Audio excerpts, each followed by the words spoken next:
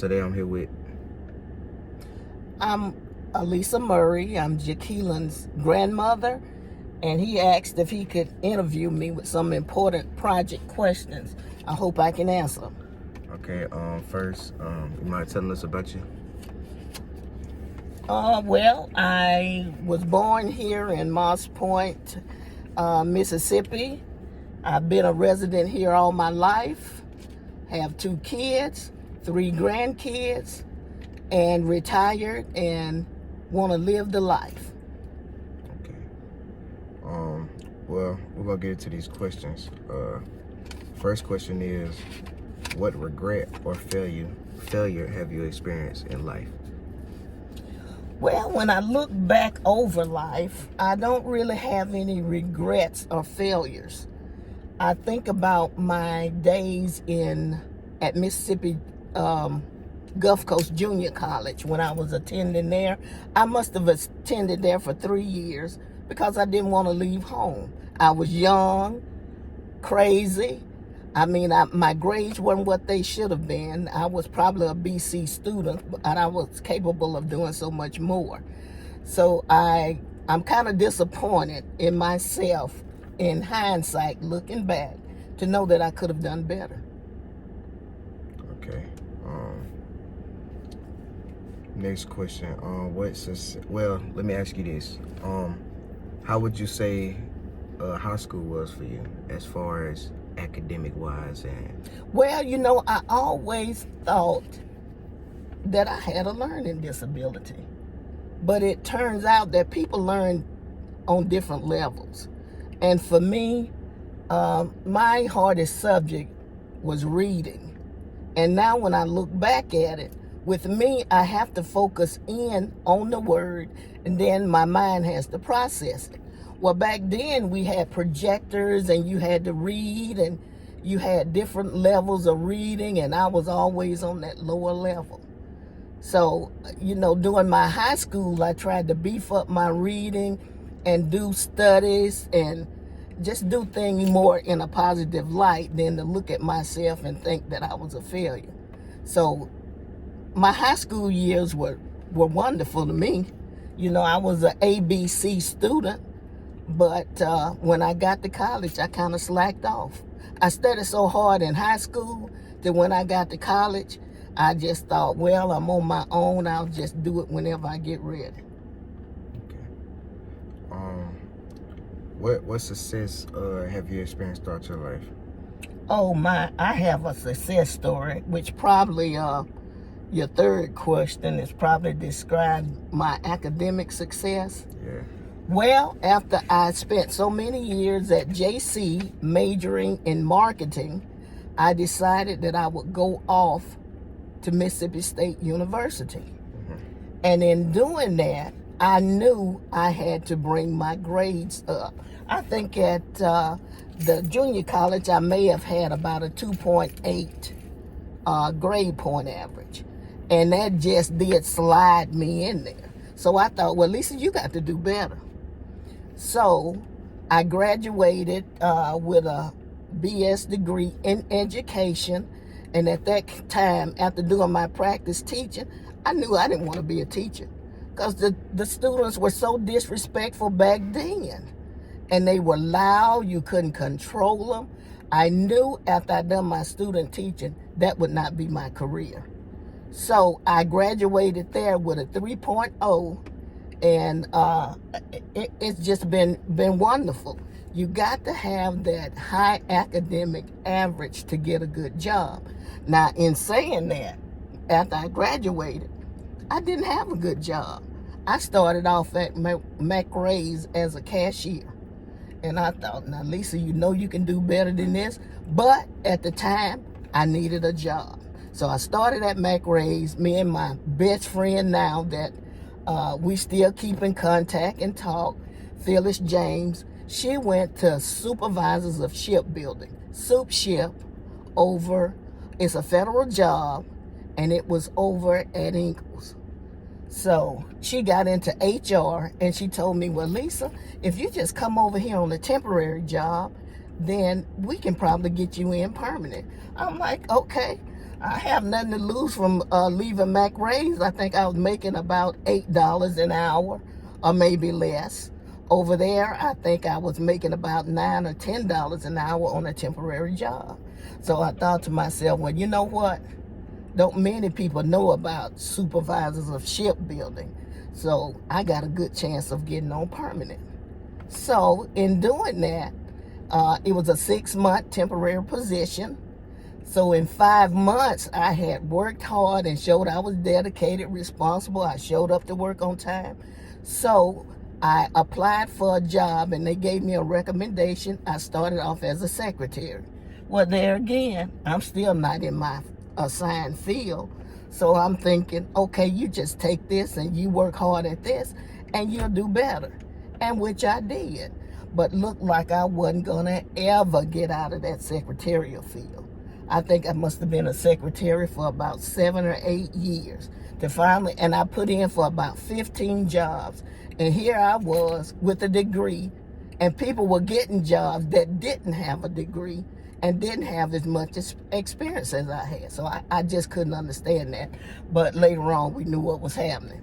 So anyway, still in the government, I applied for an on-the-job training job in contracting as a procurement clerk, which was a GS-9, which gave me much more money. So I'm like, well, okay. And I'm thinking to myself, Lisa, you have no idea what you want to be in life because you know you don't want to be a teacher. So what else do you want to do? So I'm like, well, I don't know. I'm just going to go with it. So I got the job as the procurement clerk. And I must have worked that job for about 3 years. And then a higher position came in as a purchasing agent. And I'm like, well, okay. It seemed like a good career. I'm still in the government. I'm getting good benefits. I'm married now, have a couple of kids. So, I mean, I'm climbing the ladder to success. But there again, it's hard work, dedication. You have to show yourself responsible, and it worked out for me. So I was working at the Naval Station there in Pascagoula across from Ingalls, and the Naval Station shut down. I'm like, oh my God, I never left Moss Point, Pascagoula area. Now I got to travel. Where I'm going? Am I going to Biloxi, Gulfport? Am I going to Mobile? I was just in disarray. I don't know what to do. So I went in, looked at the job site. They had an opening over in Mobile. Oh, about that time I put in for that job, my mother was stroking out. She like, oh my God, you got to travel by yourself. So much happening on the road. I said, I got to step out on this leap of faith. And I did. So I went there and done an interview. And I was so nervous. The very last question, she said, if I offer you this job, would you take it? I looked at her and said, well, let me think about it. That was crazy. But she did. She let me think about it. And I must have thought about it for a week. I thought surely when I call her back, she won't offer me this job.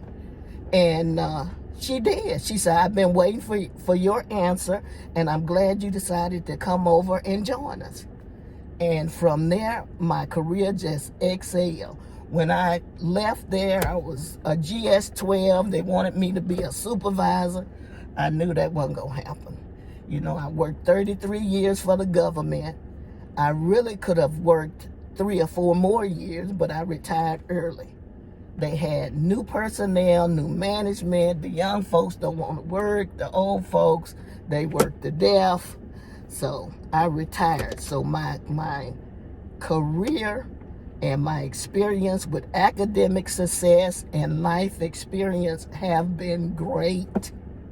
So I retired in 2017. And I've been hauling, jaquiling around ever since.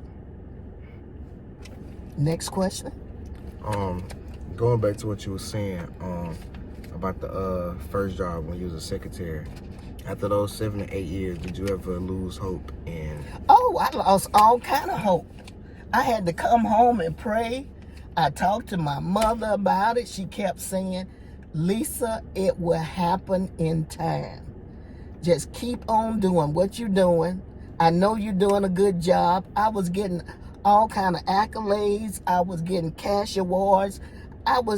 They were being generous with the money. You know, they just wouldn't give me another position. So I kept on and kept on.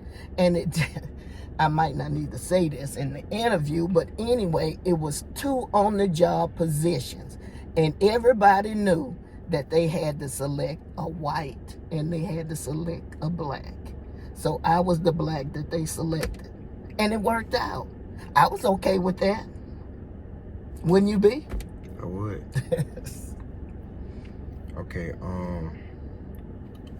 last question. Well, second to last question is, what's the importance of knowing how to read and write? Oh my God. I think about when I was going to kindergarten. I had to be about 5 or 6 years old. And I would never forget Miss Helen Robinson. They own Friendly Funeral Home, but she started a kindergarten. And she would come and pick us up. It was only about 6 or 7 of us. And I think our parents had to pay about $5 or something for us to go. So she was really strict. And she taught us how to read first. She taught us phonics, the different sounds, how to put the alphabets together. And it was very important. Once she taught us the sounds, then she can put words together with the sounds to help us understand. And from there, we learned how to read, how to identify words. I remember Run, Spot, Run. Reading this. This was a book. See, Spot, Run. And we were so happy we could read that. I think I must have read it about 15, 20 times in one day. I wanted everybody to know I could read. And it's important to read and learn how to read and write because you get your cognitive skills together. Your thinking, your reasoning, your rationalization, your critical thinking. It helps you in all of that. You identify sounds. You just think about it. You can hear a bird twerping. And when you hear that twerk, twerk, you know it's a bird. You hear crickets. You put all this kind of stuff together. So it's important to be able to read, to see your name, to write your name, to read what you signing. You need, it's very important. You got to learn how to read and write in order to function in the world. All right. Lastly, what advice would you give to the viewers?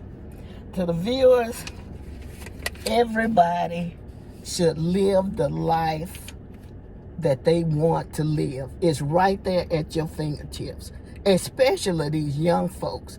Y'all got opportunities that we never had. Never. You know, I think now, and I have to laugh at some of these classes, will give you 2 or 3 points if you bring back a signed paper. Now, come on. We never had. Whatever we got, we worked hard for it. And you all have to be incentivized to do what you need to do to learn to be functional in this world. I don't understand that. Take full advantage at what you can learn, how you can learn it, so you can live a better life. Definitely graduate school, and if at all possible, and it's possible, attend college. Figure out, don't be like me, I didn't know what I wanted to be, but y'all have career counselors, somebody who can counsel y'all in the different subjects and brainstorm with you to see what you want to do, what you want to be when you grow up. So definitely take full advantage. Grants, scholarships, whatever you can get. Because I'm telling you, college is expensive. You know, I was lucky enough when my parents paid for my education, my college. But it's so expensive now. If you can get grants, if you can get scholarships, whatever you can get, you need to get it in order to be successful. And make good grades. Because I'm telling you now, you got to have just about a perfect grade to get a good job, because they select from the higher students. So you definitely got to have it. And I preach that to you all the time.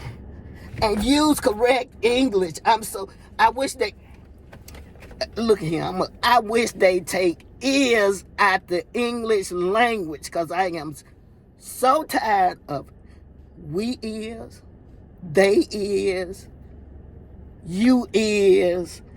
Learn to conjugate them verbs, learn to write it, learn to read it. It's just important. Anything else? Oh, ma'am. Thank you for your time. You're so welcome.